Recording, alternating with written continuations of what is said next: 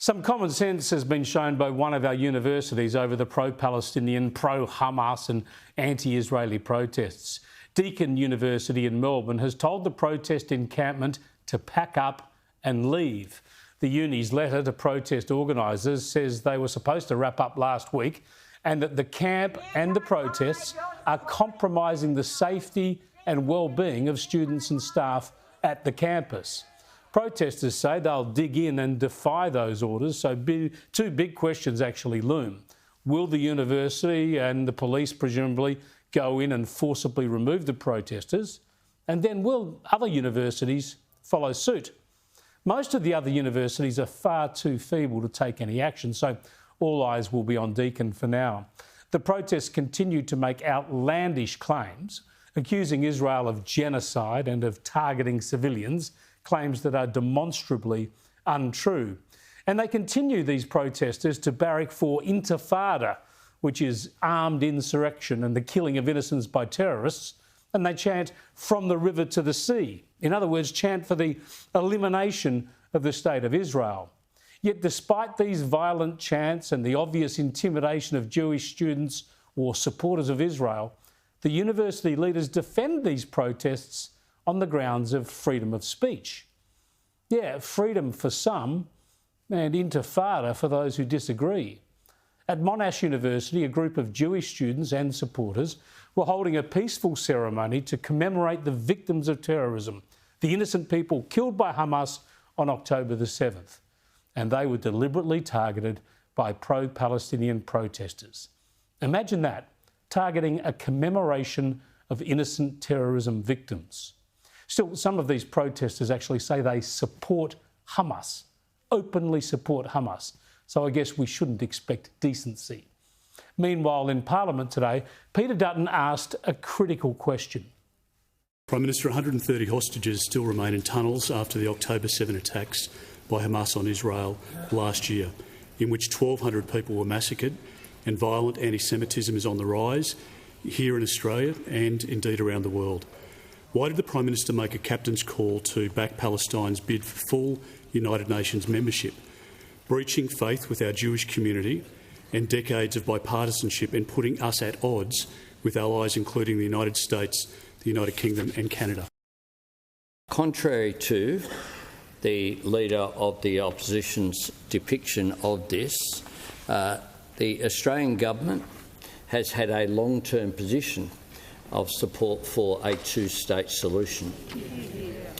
And in this, I accept responsibility for government decisions as Prime Minister.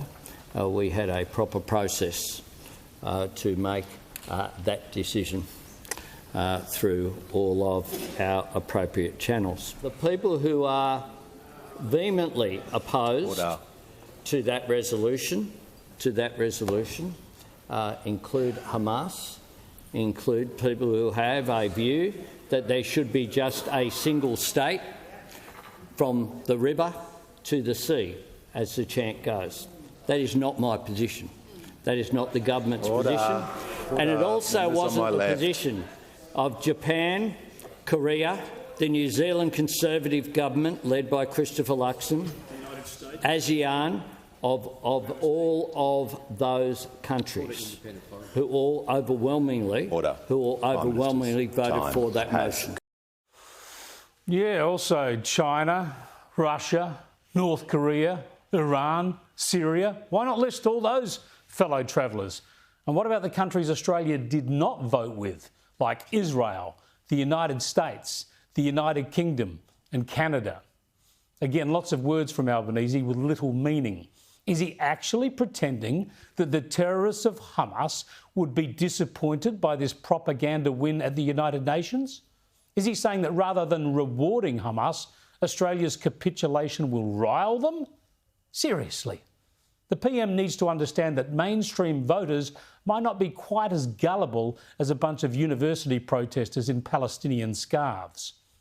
Now, just on this war and the facts, I've said before that we have to be very sceptical indeed about claims made when it comes to casualties in Gaza. They're bandied about by protesters and the media, but the only numbers coming out of Gaza are numbers that Hamas allows out of Gaza. So they're always dodgy, and they shouldn't be parroted the way they are by protesters, by the media, by politicians, or by the United Nations.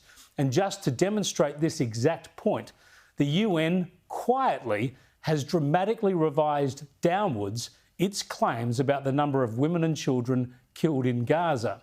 Just a week ago, they were claiming that more than 9,500 women had been killed and more than 14,500 children. 2 days later, they reduced those numbers to less than 5,000 women and less than 8,000 children. Now, I hasten to add, if those numbers are true, they are horrible, a horrendous toll, a terrible loss because of a war Hamas has deliberately started and deliberately prolonged. Hamas has deliberately endangered the lives of Palestinian civilians and used them for propaganda purposes. So no loss of innocent lives is good news. But the facts matter, especially when people shout genocide and accuse Israel of targeting civilians. So the UN now revises down the civilian toll by almost half, which means it's admitting that an even higher proportion of deaths are actually terrorists, are Hamas combatants. And remember, if the UN can suddenly drop the estimate of innocent lives lost by almost half, then even those latest figures might not be accurate. The bottom line is that the war must end. The deaths of innocents must come to an end. And for that to happen, Hamas must hand over the remaining hostages and surrender its terrorists. The sooner, the better.